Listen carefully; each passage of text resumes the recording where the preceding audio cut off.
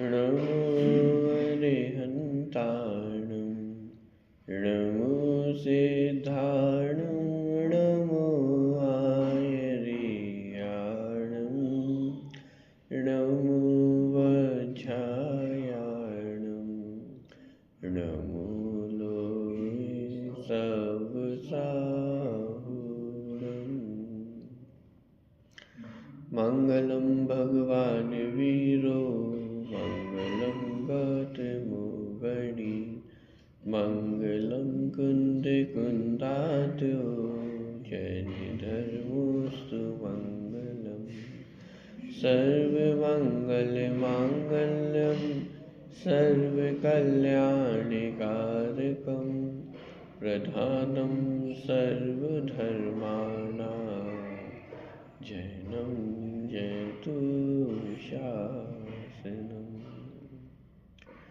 वन्दितु सर्वसिद्धे तोमचलमणोमवङ्गदिं पत्ते वोच्छामि समयपाहुर् मृणमोऽसिद्धकेवली भणितम्।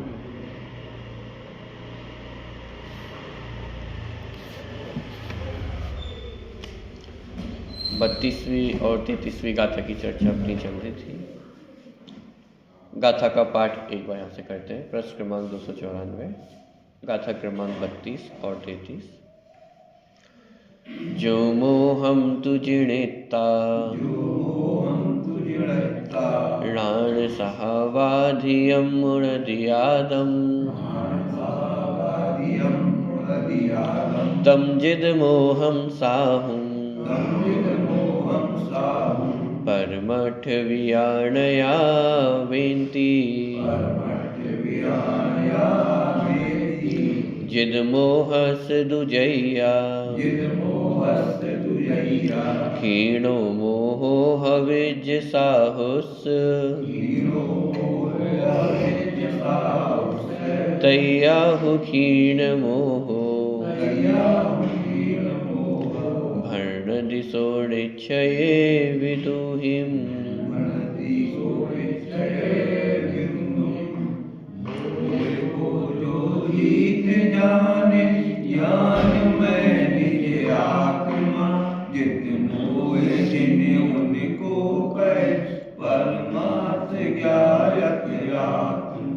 सब मोह क्षय हो जाए तब चित मोह सम्यक श्रवण का तब क्षीण मोही जिन कहे परमार्थ ज्ञायक आत्मा।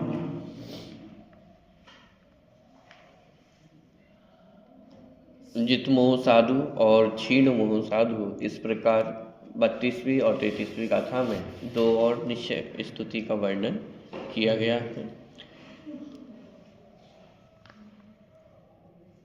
कल अनुशीलन की चर्चा अपन पढ़ रहे थे, जिसके अंतर्गत 298 प्रश्न पे अपन आ गए थे।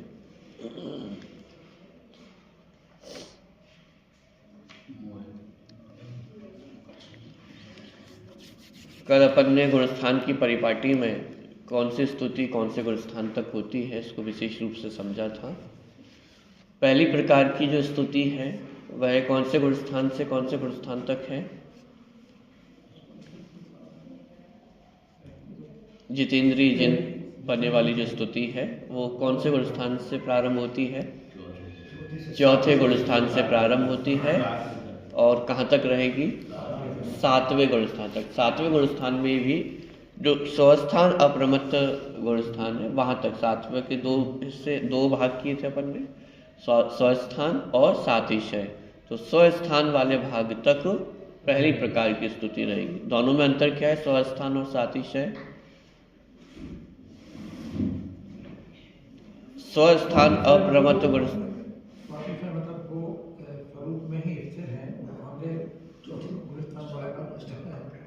आगे मतलब कहाँ जाएंगे?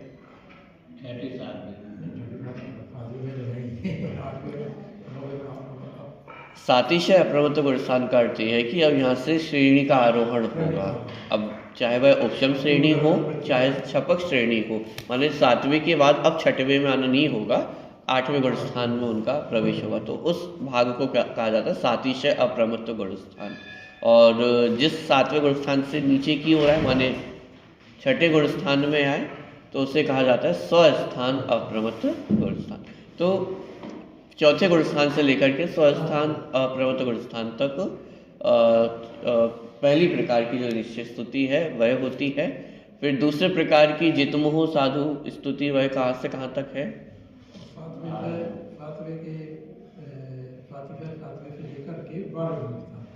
12वें गुण स्थान तक, 11वें गुण स्थान तक उपशम श्रेणी का आरोहण करने वाले जो साधु है, तो ऐसे सातिशय भाग से लेकर के 11वें गुण स्थान तक जो साधु हैं वो सब जितमुह साधु कहलाएंगे और उनकी दूसरे प्रकार की निश्चय स्तुति।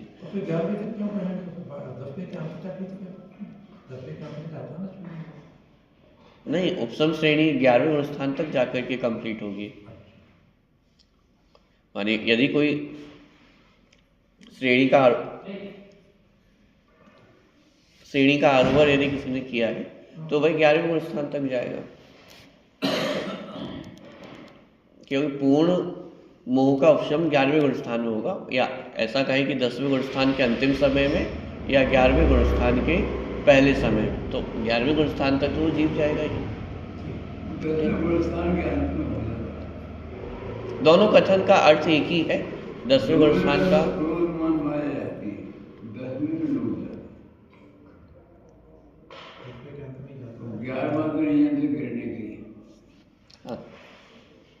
और क्षीण मोह गुण स्थान जो साधु है उनके कौन से गुण स्थान रहेंगे?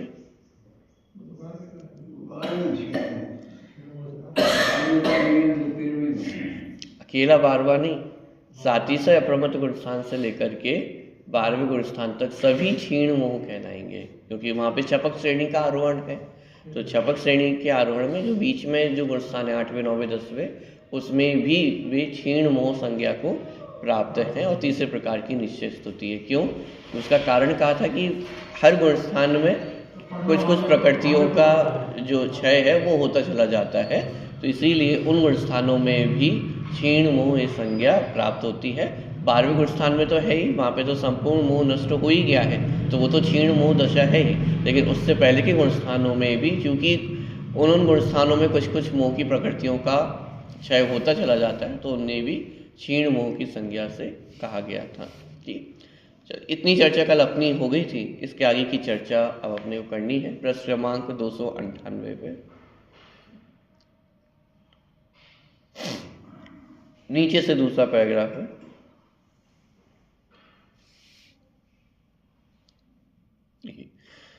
राग से भिन्न चैतन्य स्वरूप आत्मा का अनुभव होने पर सम्यक दर्शन होता है, वह पहली स्तुति है जितेंद्रिय जिन बनने वाली।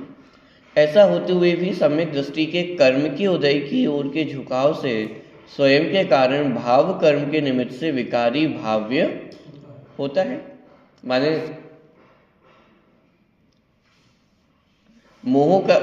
दर्शन मोह का अभाव होने पर भी चारित्र मोहगत जो अस्थिरता है, कमजोरी है अथवा राग द्वेष का परिणमन है, वो चलता रहता है। 4थे गुण स्थान में भी, 5वें गुण स्थान में भी, 6ठे गुण स्थान में भी।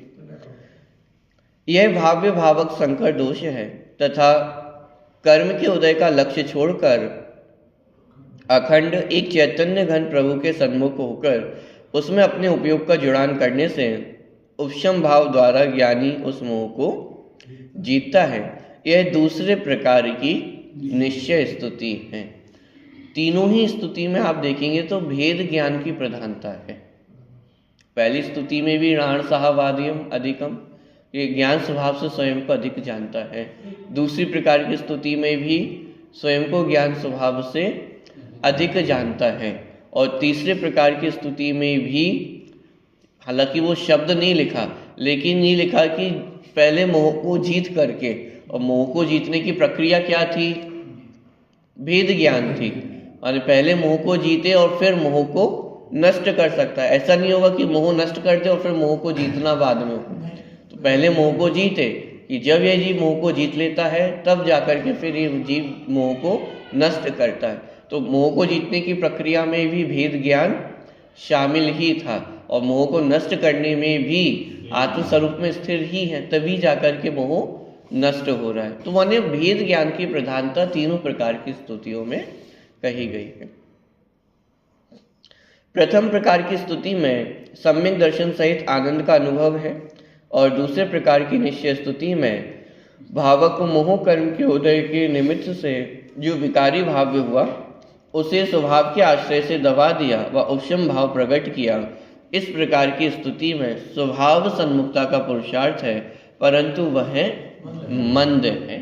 अभी मात्र उपशम ही हुआ है, प्रकृतियों का पूर्णतः अभाव नहीं हुआ। इस अपेक्षा से वहां पे उसको पुरुषार्थ को मंद कहा जा रहा है। तीसरे प्रकार की स्तुति में प्रबल पुरुषार्थ से अंदर एकाग्र होने से राग का नाश होता है।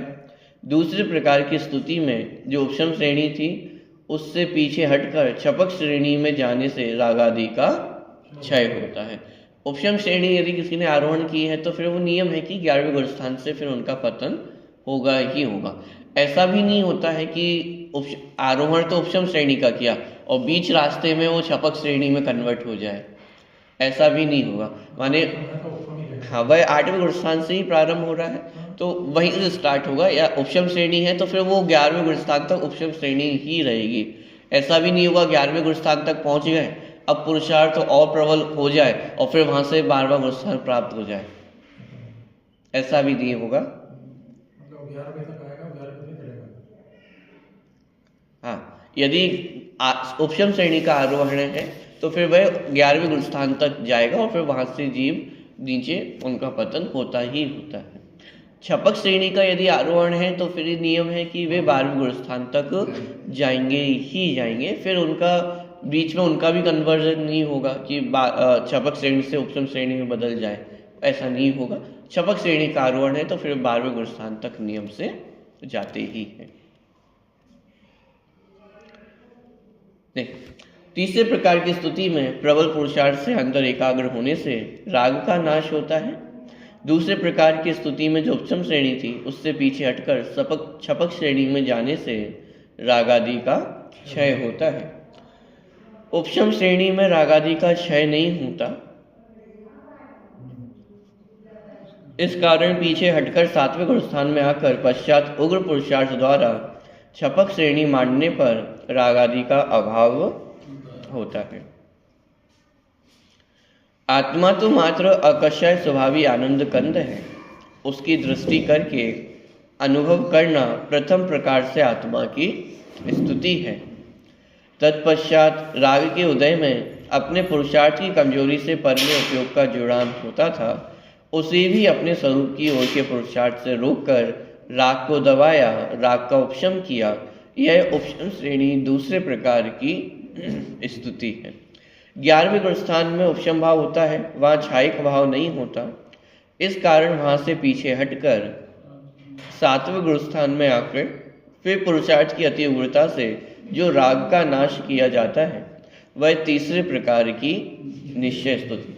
अब देखो, भाषा तो इस प्रकार की है कि क्योंकि 11वें गुण स्थान में कर्मों का क्षय नहीं होता है, इसलिए फिर पीछे आकर के फिर छपक श्रेणी का आरोहण करते हैं, लेकिन ये सब कुछ अबुद्धि पूर्वक ही हो रहा है। माने क्योंकि 7वें गुण स्थान से निर्विकल्प दशा ही है, मुनिराज तो अपने आत्म स्वरूप में ही स्थिर, तो वहां ऐसे विकल्प पूर्वक कि अब मैं 11वें गुण स्थान में आ गया हूं तो अब मुझे पीछे जाना पड़ेगा, ऐसा बुद्धि पूर्वक कुछ भी नहीं हो रहा है। 11वें गुण स्थान का काल ही अंतर मुहूर्त है, तो स्वयं ही वे नीचे गुण स्थान को प्राप्त होते हैं। ऐसे सोच समझ करके आते हो कि नहीं अब मुझे नीचे जाना होगा क्योंकि कर्मों का तो उपशम हुआ है, ऐसा बुद्धि पूर्वक कुछ भी नहीं होता है, तो निर्विकल्प दशा है। तो और उपशम और छपक श्रेणी का आरोहण भी ऐसा बुद्धि पूर्वक या सोच करके नहीं होता है कि मैं छपक श्रेणी का आरोहण करूंगा, वे तो आत्म स्वरूप में निमग्न रहते हैं। पुरुषार्थ में कहीं मंद पन्ना हो तो उपशम श्रेणी का आरोहण होता है, और प्रबल पुरुषार्थ हो तो छपक श्रेणी का आरोहण करके श्रेणी मान करके वे सीधे 12वें गुण स्थान को प्राप्त होते हैं। ठीक। प्रश्न, आचार्य जैसेन तो प्रथम प्रकार की निश्चय स्तुति में भी परम समाधि शब्द का प्रयोग करते हैं, क्या परम समाधि चौथे गुण स्थान में संभव है, जो आप प्रथम निश्चय स्तुति को चौथे गुण स्थान से बताते हैं? उत्तर, सम्यक दर्शन की प्राप्ति करण लब्धि पूर्वक ही होती है। करण लब्धि के परिणामों का स्वरूप जो शास्त्रों में बताया गया है वह भी समाधि रूप ही है, ध्यान रूप ही है। आत्मानुभूति की दशा एक प्रकार से समाधि ही है। अतः चौथे गुण स्थान से यथा योग्य होने वाली आत्मानुभूति को ही वहाँ परम समाधि शब्द से अभिहित किया गया है, ऐसा जानना चाहिए। जैसे नाचार्य ने अपनी टीका में माने पहली प्रथम निश्चय स्तुति में भी परम समाधि शब्द का प्रयोग किया था, तो उसी को लेकर के शिष्य ने यहाँ पे प्रश्न खड़ा किया, क्या चौथे गुण स्थान में परम समाधि संभव है? और परम समाधि का तात्पर्य यहाँ पे शुद्ध उपयुक्त से है, ध्यान से है कि ध्यान रूप अवस्था क्या चौथे गुण स्थान में संभव है? इस प्रकार का प्रश्न यहाँ पे लिया है। तो उसका समाधान लब्धि की ओर से किया कि सम्यक दर्शन प्राप्त होने से पहले नियम से 5 लब्धियाँ होती हैं। तो अंतिम जो लब्धि होती है वो करण लब्धि है, और करण लब्धि का जितना स्वरूप जिनवाणी में आया है वो सब ध्यान अवस्था रूपी ही आया हुआ है। तो यदि चौथे गुण स्थान में सम्यक दर्शन आप मान रहे हो तो सम्यक दर्शन से पूर्व होने वाली 5 लब्धियाँ भी होंगी और उसमें करण लब्धि भी होगी, और करण लब्धि का स्वरूप ध्यान रूप ही है, समाधि रूप ही है। तो इससे सहज ही फलित होता है कि चौथे गुण स्थान में भी माने जितेंद्रिय जिन पन्ने में भी वो समाधि रूप दशा मौजूद है। दूसरा जो जितेंद्रिय जिन पन्ना है वह 7वें गुण स्थान तक जा रहा है, और 7वें गुण स्थान तक जाने में 7वें गुण स्थान तो निर्विकल्प दशा रूप है ही, समाधि रूप दशा वह है ही। तो इस प्रकार जितेंद्रिय जिन पन्ने में परम समाधि रूप दशा कहने में कोई समस्या नहीं है। दूसरी व तीसरी स्तुति क्रमशः उपशम और छपक श्रेणी वालों की होती है। उक्त दोनों श्रेणियों में क्रमशः चारित्र मोह का उपशम और क्षय होता है। चारित्र मोह का अभाव इन दोनों में यथा योग्य होता है, इसी कारण इनके नाम भी जितमोह जिन और क्षीण मोह जिन है। अब मोह में दर्शन मोह ही शेष रहा, जिसका अभाव प्रथम निश्चय स्तुति में होना सुसंगत ही है। इस प्रकार यही ठीक है कि जितेंद्रिय जिन रूप प्रथम निश्चय स्तुति दर्शन मोह का क्षय उपशम और उपशम करने वाली है, और जितमोह रूप द्वितीय निश्चय स्तुति चारित्र मोह का उपशम करने वाली तथा क्षीण मोह रूप तृतीय निश्चय स्तुति चारित्र मोह का क्षय करने वाली है। इस प्रकार संपूर्ण मोह का नाश हो जाने से आत्मा पूर्ण वीतरागी हो जाता है। वीतरागी हो जाना ही वीतराग भगवान की निश्चय स्तुति का फल है। माने यदि हमें वीतरागी जिन भगवान की स्तुति करना है तो उसका उपाय भी वीतरागता ही है, और वो वीतरागता स्वयं में प्रकट करना। इसका मतलब राग का पोषण करने से कभी भी जिन भगवान की स्तुति नहीं हो सकती है। हाँ, माने पंचेंद्रिय के विषय भोग की अभिलाषा से की गई जो स्तुति है वह व्यवहार स्तुति भी नाम नहीं पाएगी। वह तो गृहीत मिथ्यात्व का पोषण है, वो वास्तविक स्तुति भी नहीं है, व्यवहार स्तुति भी उसको नहीं कहा जाता है। माने जिन भगवान के मार्ग में पंचेंद्रिय विषय भोगों के पोषण का कहीं भी उपदेश नहीं दिया है और ना उसका कहीं भी समर्थन किया है। जिन भगवान की पूजन करने का, उनकी स्तुति करने का भी एकमात्र यदि कोई उद्देश्य है तो वो यही है कि हे जिन भगवान मैं भी आप जैसी दशा को प्राप्त हूँ। इसके अलावा स्तुति करने का, पूजन भक्ति करने का, दर्शन करने का और कोई उद्देश्य नहीं है। माने लौकिक सुख भोग आदि की सुख की वांछा ये जिन भगवान का मार्ग नहीं है। क्यों? क्योंकि ये सारी चीज़ें तो वे स्वयं छोड़ करके गए हैं, और यदि उनकी स्तुति करके ये सारी चीज़ें मिले तो फिर तो वो जिन भगवान स्वयं उन सारी चीज़ों को प्राप्त कर लेते। माने उन्हीं विषय भोगों में उलझे रहते हैं ना। जब उन्होंने ये सब छोड़ने का मार्ग प्रशस्त किया है तो फिर वो अपने भक्तों को उसी मार्ग में क्यों उलझाएंगे? जिस मार्ग को वो छोड़ करके आए हैं और फिर वो अपने भक्तों को कहें कि नहीं तुम इस मार्ग को अपनाओ। जिस चीज को स्वयं ने बुरा जान करके छोड़ा हो, तो जिन भगवान तो वीतरागी है, और अधिक से अधिक यदि हम उन्हें दयालु भी कहें, कृपालु भी कहें, तो कृपा तो ये होगी ना कि वे सच्चे मार्ग को प्रशस्त करे। यदि खोटे मार्ग को प्रशस्त करे तो फिर वो कैसे दया निधि है?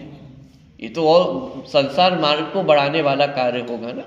तो यदि हम विषय भोगों की वांछा से जिनेन्द्र भगवान की स्तुति करते हैं, आराधना करते हैं, तो एक तो हम वास्तव में जिनेन्द्र भगवान के स्वरूप को नहीं जानते हैं, दूसरा उनके स्वरूप में हम क्या कहें कि दाग लगा रहे हैं कि जिनेन्द्र भगवान का स्वरूप तो वीतरागी स्वरूप था, और यदि हम ये समझते हैं कि वे हमें लौकिक सुख सुविधा प्राप्त करा देंगे तो इसका मतलब हम उनके स्वरूप में कहीं ना कहीं उनकी वीतरागता में हम दाग लगाने का कार्य कर रहे हैं।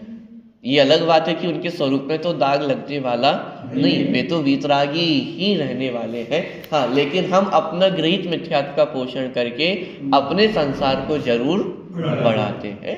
तो वास्तविक स्तुति क्या है कि वीतराग भगवान की स्तुति वीतरागता के मार्ग से ही हो सकती है। टोडरमल जी के शिष्य ने प्रश्न किया था कि साहब ये सब तो ठीक है, वहाँ पे उन्होंने प्रश्न खड़ा किया था, हम अनंतादिक से क्या प्रयोजन सिद्धि होती है, हम क्यों उनकी भक्ति स्तुति करें, क्या मिलेगा हमें बदले में? तो टोडरमल जी ने बताया कि भाई आपको वीतराग विज्ञानता की प्राप्ति होगी।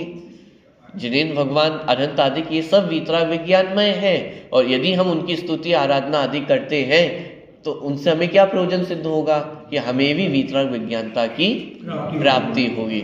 तो वहाँ शिष्य भी एकदम क्या कहे मुंहफट था कि साहब हमें वीतराग विज्ञानता से मतलब नहीं है, आप तो ये बताओ कि कोई लौकिक सुख सुविधा प्राप्त होगी कि नहीं होगी। अब वीतराग विज्ञानता तो जब होगी तब होगी, किसने देखी है वीतराग विज्ञानता? आप तो ये बताओ लौकिक में हमें सुख सुविधा प्राप्त होगी कि नहीं होगी। टोडरमल जी ने क्या उत्तर दिया? पहले तो उन्होंने ये कहा कि हाँ बिल्कुल होगी। जिनेन्द्र भगवान की आराधना से यदि जिनेन्द्र भगवान के भक्त को ये सब नहीं मिलेगा तो फिर और किसको मिलेगा जगत में? क्या पापी कसाई जीवों को ये सब मिलेगा क्या? हाँ, जिनेन्द्र भगवान की आराधना करने से ये सब प्राप्त होता है। लेकिन फिर टोडरमल जी ने अपना परंतु लगाया कि एक शर्त है इसमें कि यदि पंचेंद्रिय के विषय भोगों की अभिलाषा से हम जिनेन्द्र भगवान की आराधना करते हैं तो ये सब तो बहुत दूर की बात रही, पुण्य बंद तो होता ही नहीं है, उल्टा पाप बंद होता है। और पाप बंद के उदय, पाप बंद होगा तो उदय किसका आएगा? पाप का उदय आएगा। और पाप के उदय में जो आपको अनुकूल लगता है उसको प्राप्त होगा या दूर जाएगा? तो दूर जाने वाला है। हाँ, यदि विषय भोगों की अभिलाषा नहीं होती और वास्तव में जिनेन्द्र भगवान की गुणों की आराधना होती तो वो पुण्य कार्य होता, पुण्य बंद होता, और पुण्य बंद होता तो फिर उदय भी पुण्य कर्म का आता। पुण्य कर्म के उदय में सहजी बाही में सुख सामग्रियाँ इकट्ठी होती हैं। तो जिनेन्द्र भगवान की आराधना करने से सुख सामग्रियाँ मिलती है या नहीं मिलती है? मिलती हैं, लेकिन शर्त इतनी है कि उनकी अभिलाषा ना हो, उनकी इच्छा ना हो, उनकी आसक्ति ना हो। यदि इच्छा है, आसक्ति है और इस उद्देश्य पूर्वक हम जिनेन्द्र भगवान की आराधना करते हैं, रुपए की प्राप्ति हो जाए, वैभव की प्राप्ति हो जाए, संपत्ति प्राप्त हो जाए, पुत्र की प्राप्ति हो जाए, सुख शांति हो जाए, सुख शांति माने बाहर लौकिक जन्य सुख शांति हो जाए, तो ये सब पंचेंद्रिय के विषय भोगों की अभिलाषा है। और ये जिनेन्द्र भगवान की व्यवहार स्तुति भी नहीं है, निश्चय स्तुति तो बहुत दूर रह गई है, ये जिनेन्द्र भगवान की व्यवहार स्तुति भी नहीं है। तो यदि हमें जिनेन्द्र भगवान की स्तुति करना है तो जिनेन्द्र भगवान की स्तुति करने के लिए जिनेन्द्र भगवान के स्वरूप को समझना भी आवश्यक है। बिना जिनेन्द्र भगवान के स्वरूप को समझे जिनेन्द्र भगवान की स्तुति संभव नहीं है। इसलिए पढ़ने लिखने से कभी पीछे नहीं रहना कि क्या पढ़ना लिखने से क्या हो जाएगा, मात्र भक्ति करो और मोक्ष की प्राप्ति हो जाएगी। अन्य दर्शनों में तो ये दो प्रकार के मार्ग भी हैं, एक भक्ति मार्ग और एक ज्ञान मार्ग। यानी कुछ लोगों ने ये माना कि भक्ति मात्र करो तो भी उससे हमें हमारा कल्याण हो जाएगा, और किसी ने ज्ञान मार्ग को अपनाया कि नहीं, ज्ञान करना होगा, ज्ञान से ही मोक्ष की प्राप्ति अथवा अपना कल्याण हो सकता है। तो ये दो प्रकार के मार्ग वो अन्य दर्शन में तो बहुत स्पष्ट रूप से अंगीकार किए गए हैं। तो कोई भक्ति मार्ग ने को अपनाया, किसी ने ज्ञान मार्ग को अपनाया, लेकिन जैन दर्शन में दोनों का वर्णन है, भक्ति मार्ग का भी वर्णन है और ज्ञान मार्ग का भी वर्णन है। लेकिन हमारे यहाँ स्यादवाद है, जहाँ भक्ति मार्ग से मोक्ष की प्राप्ति कही गई है उसमें ज्ञान मार्ग सम्मिलित है। क्यों? क्योंकि जैन दर्शन में भक्ति किस प्रकार की होती है, ये निश्चय स्तुति का स्वरूप स्पष्ट किया ना। यहाँ पे बिना देवशास्त्र गुरु को समझे, उनके स्वरूप को समझे बिना, अपने स्वरूप को समझे बिना स्तुति होती ही नहीं है। स्तुति का प्रारंभ ही भेद विज्ञान से, और भेद विज्ञान अपने स्वरूप को जाने बिना हो ही नहीं सकता। जिन भगवान के स्वरूप को समझे बिना वह चीज संभव ही नहीं है। तो भक्ति में भी वो ज्ञान मार्ग मौजूद है और ज्ञान में भी जिन भगवान के गुणों का अनुवाद, गुणों के प्रति उनका अनुराग वो मौजूद है। तो हमारे यहाँ तो स्यादवाद है, तो दोनों चीजें मानव में बैलेंस बन जाता है। लेकिन अन्य दर्शनों में चूंकि स्यादवाद नहीं है तो वो एकांत से एक पक्ष को लेकर के आगे बढ़ते हैं, तो वो मिथ्या सिद्ध हो जाता है। तो जैन दर्शन में अकेले भक्ति करने से, भक्ति माने कोरी भक्ति करने से मोक्ष की प्राप्ति होने वाली नहीं है। इन्हीं अकेले भक्ति हम करेंगे और हमारा कल्याण हो जाए, कि भक्ति तो करते हैं और जैन भगवान की आज्ञा का पालन नहीं करते हैं, तो ऐसी भक्ति जैन दर्शन में तो स्वीकार नहीं है। इसे जैन दर्शन में तो भक्ति नहीं कहा गया है। भक्ति वही है कि जहाँ जैन भगवान की आज्ञा का पालन भी हो, वही उसे वास्तविक भक्ति कहा जा सकता है। ठीक है, तो वीतरागी हो जाना ही वीतराग भगवान की निश्चय स्तुति का फल है, सर्वश्रेष्ठ फल है ये। तो कि हम किस उद्देश्य से वीतराग भगवान के समक्ष आते हैं कि हे जैन भगवान, मैं भी एक दिन उस दशा को प्राप्त करूं जिस दशा को आपने प्राप्त किया है। तो आपने किस दशा को प्राप्त किया है कि आपने समस्त बाह्य परिग्रह को छोड़ा है, विषय भोगों से की आसक्ति तोड़ी है। तो क्या हम भी सच में तैयार हैं विषय भोगों की आसक्ति तोड़ने को, बाह्य परिग्रह को छोड़ने के लिए, अंतरंग परिग्रह को छोड़ने के लिए? क्या हम सच में तैयार हैं? पूजन में, भक्ति में तो हम कह देते हैं कि हे जैन भगवान, मैं भी आप जैसा बनना चाहता हूँ, और अंतरंग में इच्छा किसकी चल रही है कि भोग सामग्री मुझे प्राप्त हो जाए, धन संपत्ति मुझे प्राप्त हो जाए। तो ये भक्ति है या मायाचारी है? पॉइंट पकड़ में आ रहा है? तो आप भी कह सकते हो कि नहीं, तो सम्यक दृष्टि को भी राग तो होता है। चौथे गुण स्थान में हो तो उसको भी अपने धन वैभव के प्रति राग तो होगा ही। पांचवें गुण स्थान में भी जितनी कषाय विद्यमान है उतना तो राग होगा ही ना। राग होना अलग बात है, लेकिन जिनेन्द्र भगवान से मुझे ये प्राप्त हो जाएगा, ये मिथ्या श्रद्धा है। पॉइंट पकड़ में आ रहा है? अंतर क्या है? धन संपत्ति के प्रति राग तो चौथे गुण स्थान में भी रहेगा, पांचवें गुण स्थान में भी रहेगा। जितनी कषाय है उतना तो राग विद्यमान है, लेकिन वो राग उपादेय है, वो राग सुख का कारण है, उसकी पूर्ति जिनेन्द्र भगवान कर सकते हैं। ये राग नहीं है, ये दर्शन मोह है, ये मिथ्यात्व है। तो चौथे गुण स्थान में मिथ्यात्व नहीं है। बाह्य परिग्रह के प्रति राग हो सकता है, लेकिन तत्संबंधी मिथ्या श्रद्धान नहीं होगा। ये अंतर है चौथे गुण स्थान में और पहले गुण स्थान में। तो बाहर में ऐसा राग चौथे गुण स्थान में भी दिखाई दे सकता है, लेकिन सम्यक दृष्टि के राग में और मिथ्या दृष्टि के राग में अंतर क्या है? जमीन आसमान का अंतर है। वो मिथ्यात्व सहित राग है, वहाँ मिथ्या दर्शन की उपलब्धि है, लेकिन सम्यक दर्शन होने पर अब वहाँ मिथ्या श्रद्धा नहीं है, उल्टी मान्यता नहीं है। वह वास्तविक वस्तु स्वरूप को जानता है कि ये धन वैभव ग्रहण करने योग्य नहीं है, छोड़ने योग्य ही है, अपने पास रखने योग्य नहीं है। और जिनेन्द्र भगवान इन धन सामग्री को उपलब्ध कराने वाले नहीं है। जिनेन्द्र भगवान की स्तुति का फल तो वीतरागता ही है। पॉइंट पकड़ में आ रहा है? देखिए, जहां जहां भक्ति को मुक्ति का कारण कहा गया हो, वहां यही निश्चय स्तुति, निश्चय भक्ति लेना चाहिए। अभी जो अपन ने बात की भक्ति मार्ग और ज्ञान मार्ग की, तो जहां भक्ति मार्ग से मोक्ष की बात की गई हो तो वहां कौन सी भक्ति समझना, कौन सी स्तुति समझना? ये निश्चय स्तुति। कि निश्चय स्तुति ही वास्तव में मुक्ति का कारण है। तो जहाँ जहाँ भक्ति को मुक्ति का कारण कहा गया हो वहाँ यही निश्चय स्तुति निश्चय भक्ति लेना चाहिए। देह के आश्रय से की गई भगवान की विकल्पात्मक स्तुति पुण्य बंध का कारण तो हो सकती है, मुक्ति का कारण नहीं। मुक्ति का कारण तो यह निश्चय स्तुति ही है जो परम समाधि स्वरूप ही है।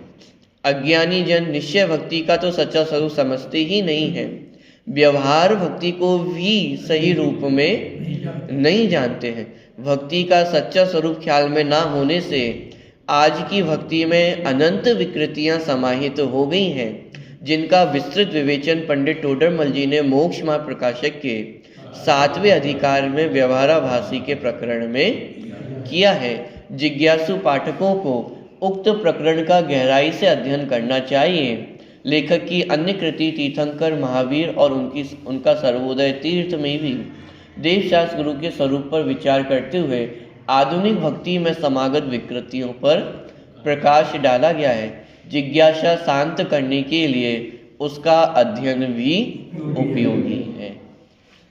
आज यहीं तक अपन चर्चा रखते हैं। माने निश्चय स्तुति का स्वरूप तो समझना आवश्यक ही है, लेकिन वर्तमान में तो ये विडंबना है कि व्यवहार स्तुति का भी सच्चा स्वरूप जीवों के ख्याल में नहीं है। भक्ति के नाम पे भी मात्र कर्तृत्व का ही पोषण हो रहा है। और माने आज तो इस प्रकार की स्तुति हो रही है, भक्ति हो रही है, मानो अन्य दर्शनों में और जैन दर्शन की स्तुति में कोई अंतर ही नहीं रह गया हो। जिन शब्दों का, जिन बोलों का प्रयोग वहाँ पे किया जाता है, वहाँ पे मात्र नाम बदल करके सेम टू सेम वही भक्ति वही स्तुति यहाँ पे कर ली जाती है।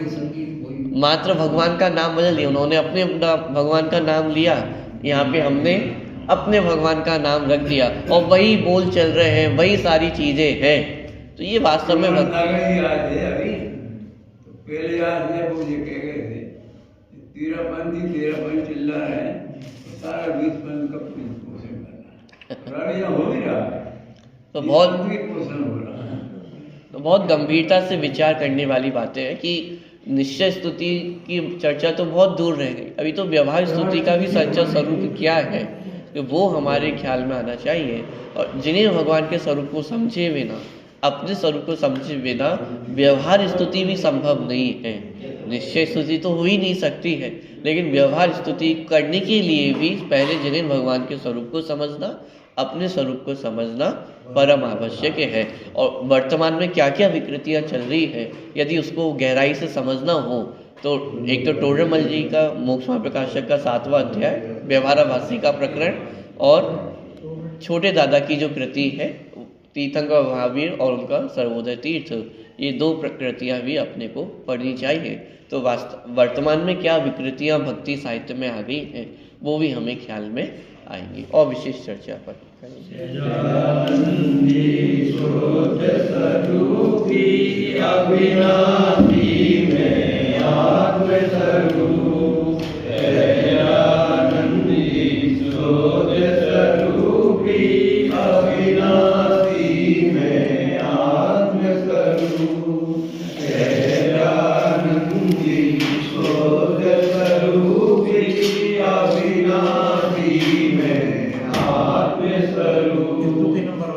पेज नंबर 44, स्तुति नंबर 39। माता